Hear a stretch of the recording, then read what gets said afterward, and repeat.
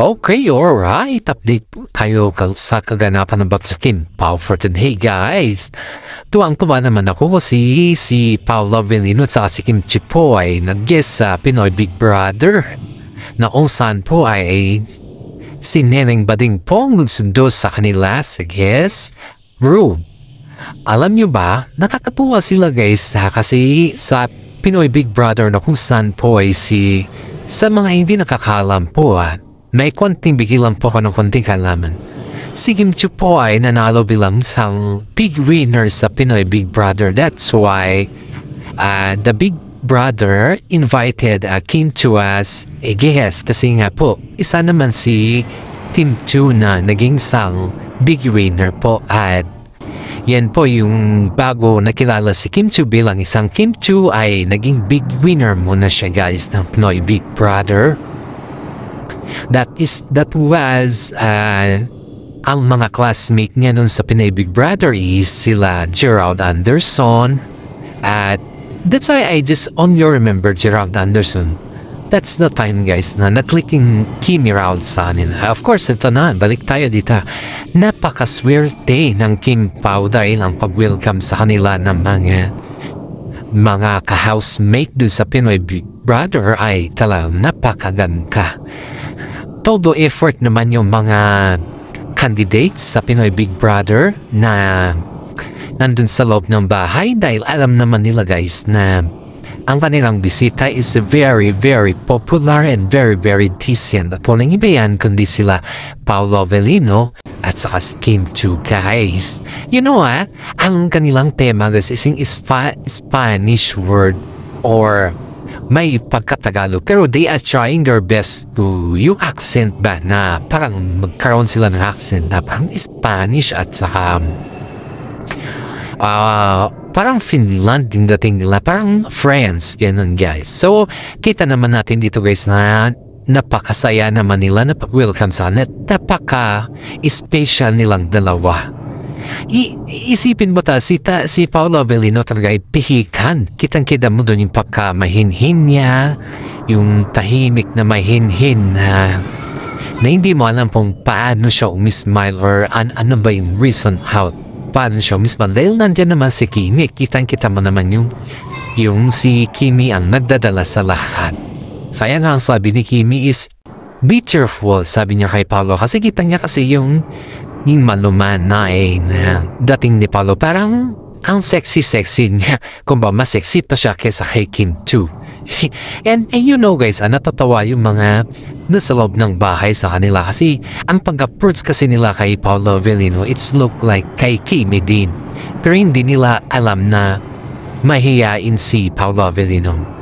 First time daw nilang makita si Kim Chiu na at saka si Kimi sa personal base kaya sobrang sikat sila sa sobrang saya nila kaya ang lahat ng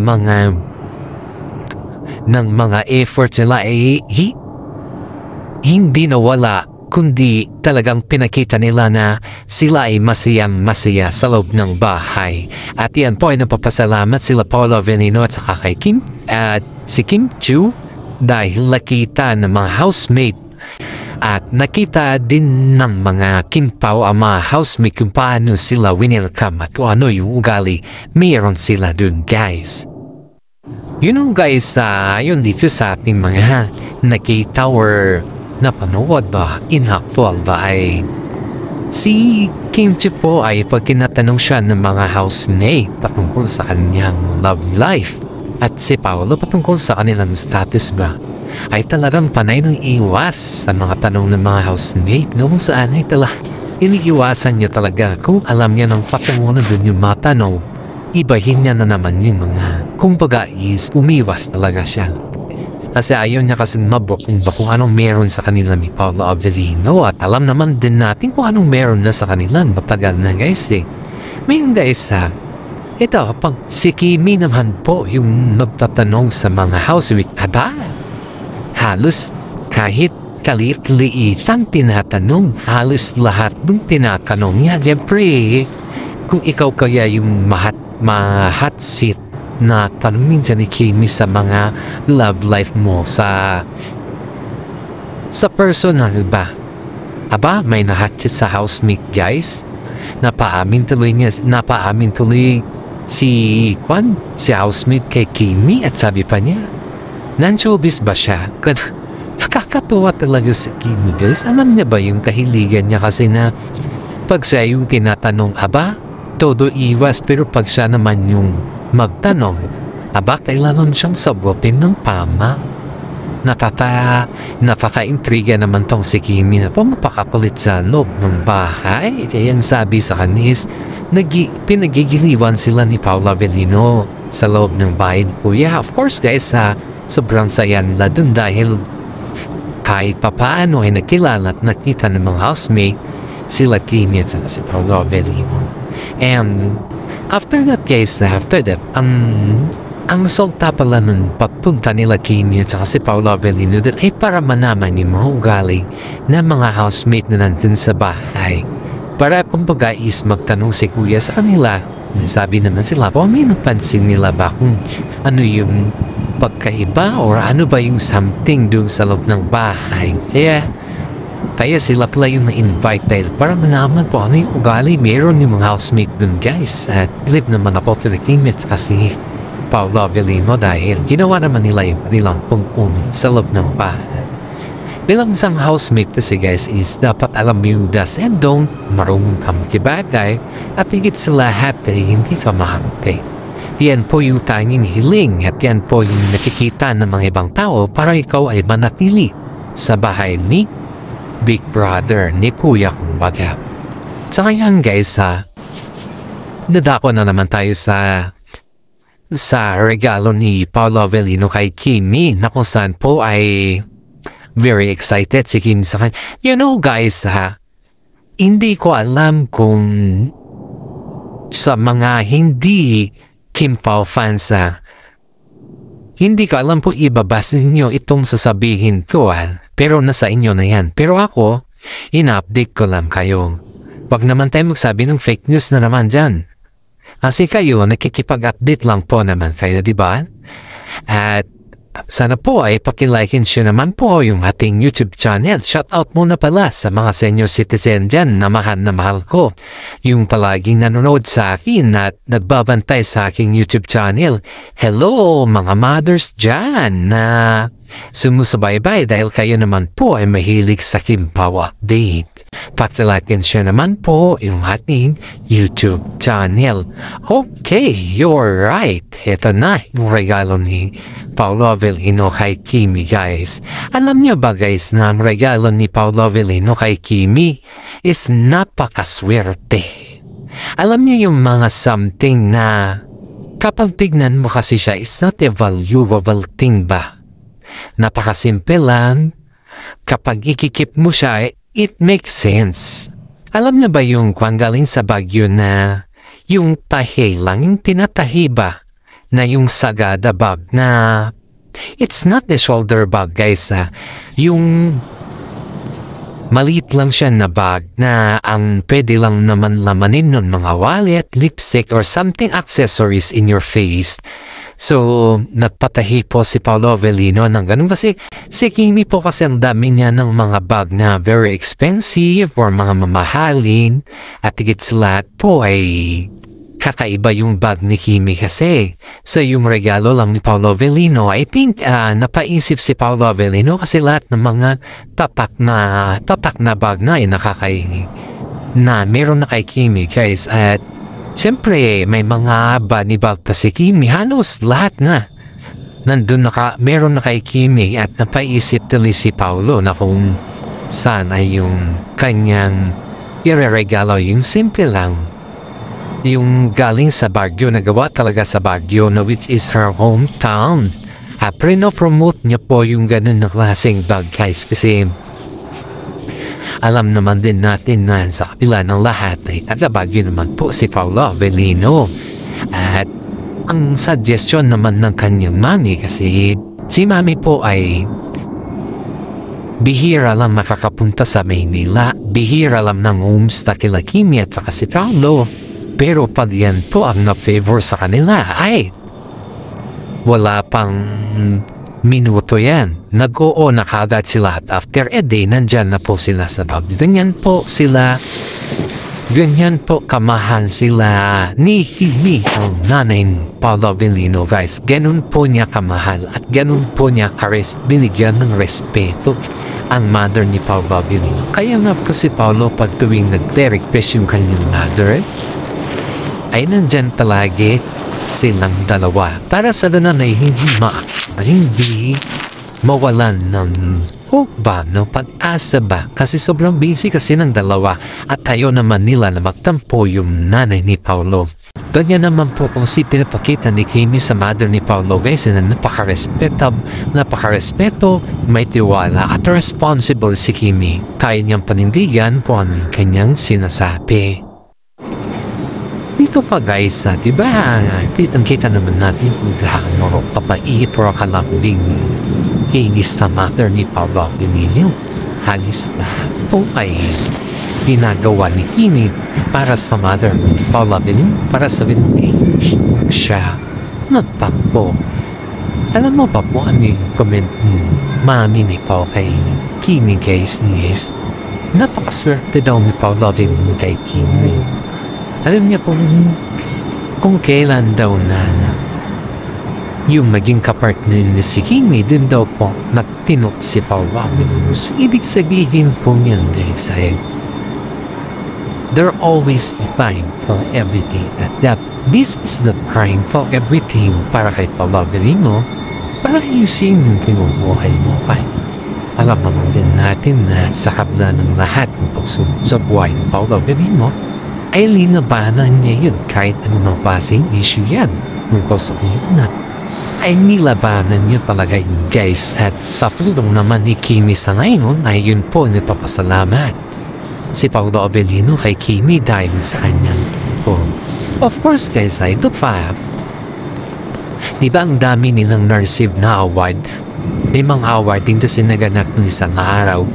Alam niyo ba kung para kanino yung mga award na yun? Binahagi ng Kim Pao sa kanilang mga Instagram na para sa ating yun ng mga fans sila at para din samahan nila sa buhay. So we are counterpart of that award. Kasi wala naman yung award na yan kung wala naman po tayong nagboto sa kanila. At ito pa, ang laki ng pinagbago ni Paolo Avellino simula nung kasama niya o naging katambal niya si Kim Chiu sa showbiz. Ang dami nakapansin po na halos umiba na si Paolo Avellino, hindi na siya masyado umiinom at naninigarilyo. Because just like before, guys, ang mga artista naman, guys, is umiinom naman mga yan, nagbe-vape naman mga yan, nagsisigarilyo din mga yan. Pero, hindi lang kasi na nilalantad din sa public kasi nga may tinatawag silang public appearance. Public appearance kasi pag nakita ka kasi ng public or napiyosi sa public, ang daming tao nakikita sa'yo. Parang mawawalan kasi sila ng gana ba? Dahil pinapakita mo sa public ni ko ay may bisyo. Parang gusto kasi ng mga ibang fans na mga pihikan. Except niya kasi hindi naman ako pihikan. Ay yung walang bisyo or something ang tignan and alam niya kasi susundin ng kanyang sarili. Kumbaga, it's a presentable na tignan sa kanya. Iyan po yung kwan ng mga fans na pihikan na yung mga maaarte. Kaya nga po ako nakatawa dahil ayon dito sa relatives ni Paolo Avellino. Ang laki daw nung pinagbawa ni Paolo sa simula nung naging sila ni Kimi. And beside daw, yung kay Aki naman, guys, is talagang obligado daw si Paolo sa ngayon. Halos lahat ng mga request ni Aki ay binibigay na ni Paolo. Dahil alam niya naman na sa kabila ng kakulangan niya noon, na wala pa siyang konting kita or hindi pa sapat yung kanyang kita, ay napapadala naman siya sa abot lang ng kanyang makakaya. Pero as of now, guys, kasi medyo may sinasabi na yung kita ni Paolo Avellino, ay dun naman po niya binubungos ang lahat. dahil nag-iisa lang naman si Aki sa kanyang buhay maliban sa kanyang parents at saka kay Kim Chiu guys. Kaya todo effort po ang Kim Pao sa ngayon naman.